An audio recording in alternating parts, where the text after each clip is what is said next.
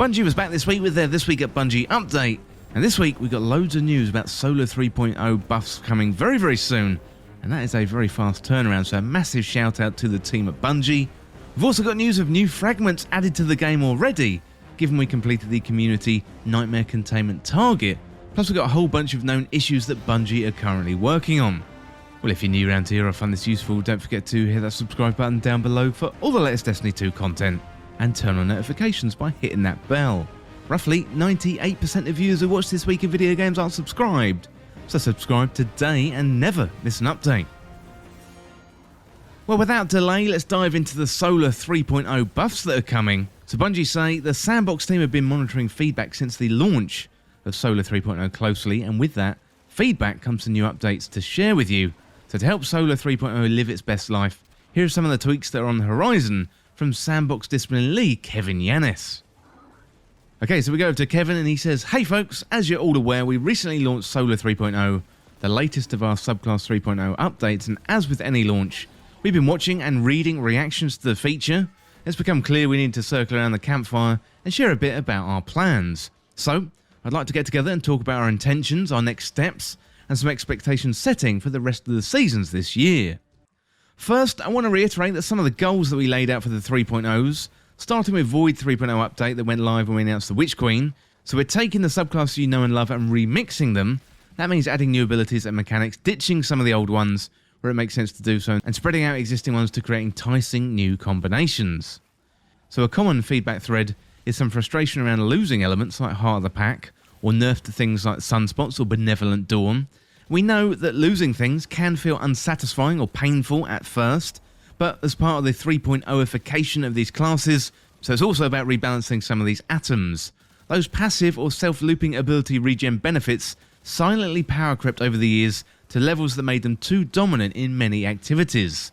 So with our focus on build crafting, we don't want to have one single perk complete large parts of your kit by itself. And as we continue the process of moving the light subclass into the 3.0 system, you'll see us continue to rebalance gameplay atoms in this manner, with the goal of these new combinations and possibility space they'll open up will offset the loss of any one perk. Initial reactions to Solar have not been met with our new thing that melts your face off bar, and we believe that's due in part to a few things. So Ember of Benevolence shipped with an inconsistent state that left healers feeling underwhelmed with their kit when it didn't behave as expected, and Warlocks who wanted to specialise in healing had limited ways to interface with that fantasy, with two of their aspects focused on aerial manoeuvrability or scorching and losing the flexibility of choosing to use their grenade to heal allies or damage enemies on the fly. And Titans, while bombastic and potent, lack ways to keep their engine running without needing to run Throwing Hammer or burning multiple cooldowns. So as we've said in the past through TWAB, socials and other dev updates, we'd much rather ship something a little too spicy than something bland that makes a bad first impression. I think with Solar 3.0 we landed somewhere in the middle, and the team feels very passionately that this is the wrong place to be. To that end, the team has pulled some heroics, and shifted resources to make some buffs to Heat Rises, Icarus Dash, Celestial Fire, Burning Maul, Roaring Flames and Consecration, as well as bug fixes for Ember of Benevolence and a few of our damage over time Linger grenades. These changes are going to go live next week, with hotfix 4.1.0.2. Okay, so here's the buffs. We've got Solar Warlock with Heat Rises, so added behaviour. Consuming a grenade now releases a burst of cure ×2 around you, healing you and your nearby allies. Consuming a healing grenade increases the strength of the burst to cure ×3, and consuming a Touch of Flame healing grenade provides restoration as an added benefit. We've got Icarus Dash, so added behaviour. While airborne, rapidly defeating targets with your super or any weapon cures you. And then Celestial Fire. Each Celestial Fire projectile applies 10 Scorch stacks, and this is increased to 15 stacks with Ember of Ashes equipped. Well, next up we've got the Solar Titans, the Burning Maul, buff damage in PvE by 25%. Then we've got Roaring Flames, so added behaviour. While Roaring Flames is active, your uncharged melee attack now deals solar damage and applies 30 Scorch stacks to targets per hit. This is increased to 40 stacks with Ember of Ashes equipped. Then finally we've got Consecration, so Fragment slots increase from 1 to 2, and raise the height of the secondary attacks ground-wide by 25%, to more easily catch players who jump too late. So that is no small list of changes, and the team takes feedback seriously. We're players ourselves. When things don't land, we also feel that internally. To say it out loud, a hotfix of this magnitude comes at the cost of other changes, So to set expectations here, the team is unlikely to take another balanced pass until much later in the season. It's important to our team that on top of doing amazing new things, we maintain a healthy work-life balance, and this patch necessitates some breathing room. On that note, what is next for abilities? Well, Arc 3.0 is still cooking up nicely. We've got more to talk about there in a future update. But just to reiterate points that the team have made in the past about the next subclass update, after Arc 3.0, you should expect the abilities team to go dark for a little while. Since shipping Stasis with Beyond Light, the team made huge ability changes season over season. Over the last year, we've been back-to-back shipping new aspects for Stasis, adding the variable ability cooldown system, and creating the 3 subclass 3.0 experiences. It's been really, really busy.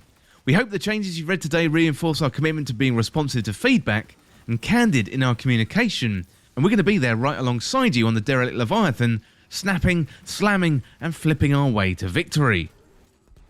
Well, loads of changes there, and hats off to the team for shipping those changes very, very quickly, and let me know down in the comments what you think of the buffs to the Solar 3.0 subclass. Well, next up we got new Fragments. So we had a community target for Nightmare Containment activity completions. We've now hit that target, so all the new Fragments are available right now in the game. So if you want to go and pick up those new ones, go to visit Icarus Dash in the tower. Well, next up we do have a list of some known issues in the game. So given the season has recently launched, there are a bunch of known issues. Many of us have felt them this week in Iron Banner, but here's a good list of current issues that Bungie are working on and or know about. So first of all, the Cloak of Bacchus doesn't flow like normal cloaks and is extremely rigid. It's not very good for the fashion game for hunters. The top part of the Mark of the Falling Star ornament disappears if a player's helmet display is turned off. And killing Fickrel too quickly can sometimes trap players in the gauntlet, and the Polaris Lance Catalyst is no longer progressing with the perfect 5th burn kills. We're investigating reports of players who are unable to unlock their Void and Arc subclasses, and the conscripted weapon ornament for the Traveller's Chosen Exotic Sidearm can no longer be equipped. Some Artifice armor from the Grasp of Avarice dungeon has lost their extra mod slot, and the Anarchy Exotic Grenade Launcher loses its 2x damage against enemies after a character dies or picks up a relic. Tethers from Hunter Supers can cause severe frame rate drops in various activities, and Vortex Grenades are doing less damage than intended.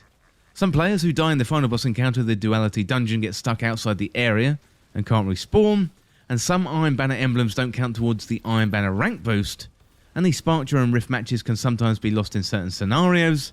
Players will sometimes respawn repeatedly between rounds during Iron Banner matches, and some players are not getting credit for the Yoram's Hell Triumph from the Iron Banner seal or the Forging Iron quest steps. Based on our investigations, we believe that this is caused for 2 reasons. Players have equipped more than 5 armor pieces in total. This can be caused when wearing Iron Banner armor, while also having the universal ornaments made from the Iron Banner armor equipped, which can double the amount of Iron Banner armor being worn. And our system has detected that your character has gone AFK, meaning that our system thinks your character isn't participating, resulting in progress not being counted for triumphs and bounties.